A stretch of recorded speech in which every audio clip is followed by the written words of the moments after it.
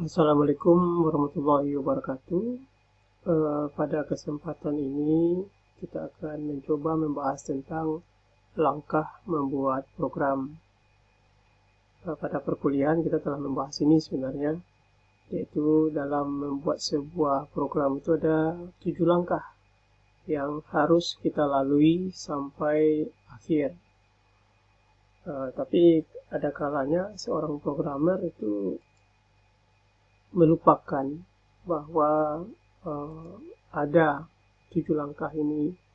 Mereka biasanya langsung menulis program.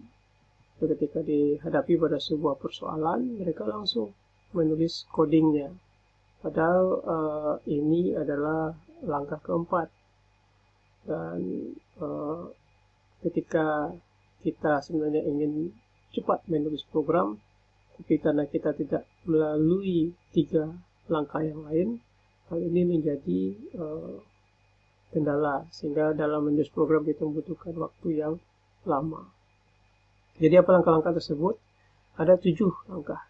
Yang pertama yaitu mendefinisikan masalah. Jadi kita harus mendefinisikan dulu apa masalah yang harus diselesaikan di dalam membuat sebuah program.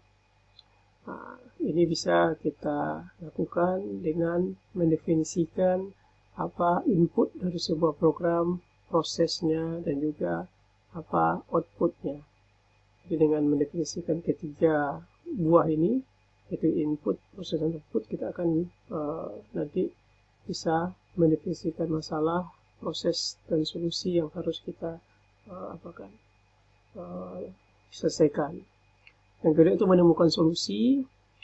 Apa solusi yang harus kita lakukan untuk menyelesaikan sebuah persoalan. Yang ketiga itu memilih algoritma dan struktur data.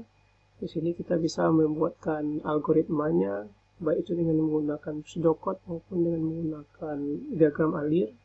Juga struktur data-data yang kita pilih untuk menyelesaikan sebuah program tersebut. Yang keempat ada menulis program. Di sini baru kita menentukan ini cocoknya diselesaikan dengan menggunakan program apa. Mungkin dengan Pascal, dengan bahasa C, dan lain sebagainya. Di sini baru kita lakukan langkah-langkah coding. Yang kelima yaitu menguji program. Jadi setelah kita lakukan coding, kita uji program dengan beberapa input yang tentu kita tahu hasilnya bagaimana, sehingga kita tahu apakah program ini sudah sesuai dengan yang diinginkan atau tidak. Yang keenam itu menulis dokumentasi. Menulis dokumentasi itu ada beberapa cara juga, nanti akan kita bahas. Dan yang terakhir itu melawat program. Jadi ada 7 langkah yang harus kita lalui dalam membuat sebuah program. Sebagai contoh kasus yaitu kita ingin membuat sebuah program untuk misalnya menghitung nilai akhir dari mahasiswa. Program yang akan dibuat yaitu suatu program untuk menghitung nilai akhir mahasiswa dengan rumus misalnya nilai akhir itu misalnya 35% kuis, ada ditambah 50% praktek, dan ditambah 15% laporan. Di mana jika nilai akhir yang dapat besar dari 50, maka mahasiswa dinyatakan lulus. Artinya, jika dia kecil dari 50, maka dia tidak lulus. Ini contoh studi kasusnya. Jadi bagaimana kita mengaplikasikan ketujuh langkah tersebut dalam membuat program ini? Yang pertama yaitu mendefinisikan masalah. Nah, seperti dijelaskan tadi bahwa dalam mendefinisikan masalah itu ada 3 hal yang perlu kita lakukan, yaitu mendefinisikan input, prosesnya, dan juga output. Sebagai contoh dari masalah ini, maka kita definisikan input atau masukannya adalah nama mahasiswa, NIM, ada nilai kuis, nilai praktek, dan juga nilai laporan. Jadi akan menjadi input dalam membuat program kita. Sebagai proses nanti itu nilai akhir, karena ini adalah program untuk menentukan nilai akhir dari mahasiswa, maka prosesnya itu nilai akhir sama dengan, nah ini rumusnya sesuai dengan yang diminta oleh program tadi. Kemudian output atau keluarannya itu pernyataan lulus atau gagal. Dengan syarat itu jika nilai mahasiswa itu 50, maka mahasiswa lulus. Jika nilai akhirnya besar dari 50, maka dia lulus. Kemudian menemukan solusi, langkah kedua. Dari langkah 1 dapat kita tentukan variabel apa saja yang kita butuhkan, apa proses perhitungan yang dilakukan oleh komputer, dan bagaimana bentuk keluarannya. Jadi misalnya variabel yang kita butuhkan yaitu misalnya nama mahasiswa, kita tentukan nama variabelnya, tipe datanya, misalnya nomor induk mahasiswa, apa variabelnya, tipe datanya, kuis misalnya, itu variabelnya kuis, tipe datanya real misalnya, dan seterusnya. Kemudian proses perhitungan oleh komputer itu perhitungan nilai akhir dengan rumus sama seperti yang dijelaskan tadi. Kemudian keluaran akhir yang diinginkan itu suatu pernyataan bahwa mahasiswa dengan nama dan NIM yang telah dimasukkan tadi itu memiliki nilai akhir seperti yang dikalkulasikan oleh komputer, dinyatakan lulus atau gagal. Tentu saja karena ada dua kondisi nanti, di mana jika nilai akhir lebih dari 50 maka dinyatakan lulus, dan jika kurang dari 50 tidak lulus, maka kita nanti akan menggunakan algoritma percabangan atau pemilihan. Yang paling sederhana itu dengan menggunakan if then atau else. Langkah ketiga yaitu memilih algoritma dan struktur data. Di sini kita bisa membuatkan algoritma atau langkah-langkah pemecahan dengan menggunakan pseudocode atau diagram alir. Sebagai contoh, untuk persoalan ini kita buatkan pseudocode-nya, maka langkah-langkahnya adalah seperti ini. Misalnya input nama, input name, input kuis, input praktek, input laporan, kemudian nilai sama dengan ini, kemudian jika nilai besar 50 masuk ke langkah 8, yaitu outputnya adalah lulus, sedangkan else yaitu langkah 9, outputnya adalah gagal. Seperti itu. Kemudian langkah keempat baru kita menulis program. Jadi sesuai dengan kemampuan kita. Kalau kita misalnya mahir dalam menggunakan bahasa C, ya pakai bahasa C. Kalau mahir dalam Pascal, pakai Pascal. Sebagai contoh, kita itu menggunakan bahasa Pascal untuk menyelesaikan persoalan tersebut. Ini contoh coding dalam bahasa Pascal. Jadi terserah Anda, kalau Anda inginnya bahasa C, silakan. Kemudian setelah menulis program, kita baru menguji program.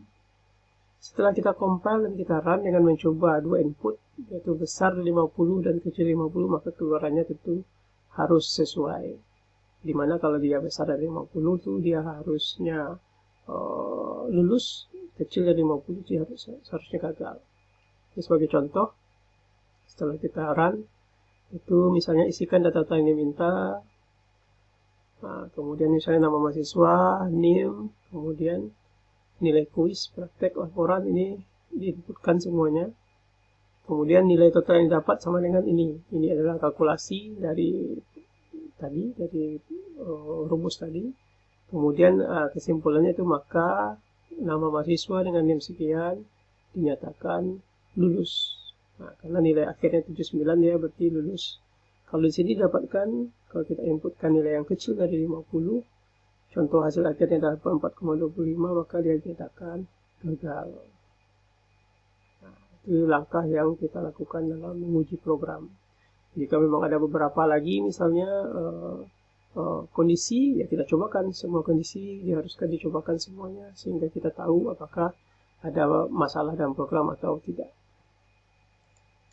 Yang keenam itu menulis dokumentasi. Ini dapat dilakukan dengan beberapa cara, diantaranya yaitu yang pertama itu secara langsung, yaitu menambahkan komentar pada program. Seperti yang Anda lihat tadi, bahwa sebelum di dalam program ini ada komentar. Seperti ini adalah komentar, ini dalam tanda bracket ini adalah komentar judul program dan deklarasian variabel dan sebagainya. Memasukkan data kuis, praktik, dan laporan, ini adalah berupa komentar. Jadi kita dalam menulis dokumentasi bisa dilakukan secara langsung dengan menambahkan komentar pada program, atau juga bisa secara tidak langsung dengan nanti menambahkan buku panduan atau manual book mengenai program yang kita buat. Di situ bisa kita berikan tentang variabelnya, prosesnya, dan outputnya dan lain sebagainya. Kemudian langkah terakhir yaitu merawat program. Nah, ini juga sebenarnya banyak sekali yang bisa dilakukan. Misalnya kalau programnya mau kita tambahkan fiturnya dan lain sebagainya, itu bisa kita lakukan dalam merawat program. Contoh aktivitas dalam merawat program itu mengupdate program, mengupgrade-nya, membackup atau maintenance dan lain sebagainya. Nah, jadi itulah 7 langkah yang harus kita lakukan dalam membuat sebuah program. Diharapkan bagi pemula yang membuat program itu selalu menggunakan 7 langkah ini dalam membuat program. Dalam membuat laporan juga nanti, kalau kita misalnya membuat sebuah program, kemudian melaporkan sesuatu, prosesnya bagaimana kita membuat program tersebut, itu seharusnya kita juga menyertakan 7 langkah ini supaya jelas.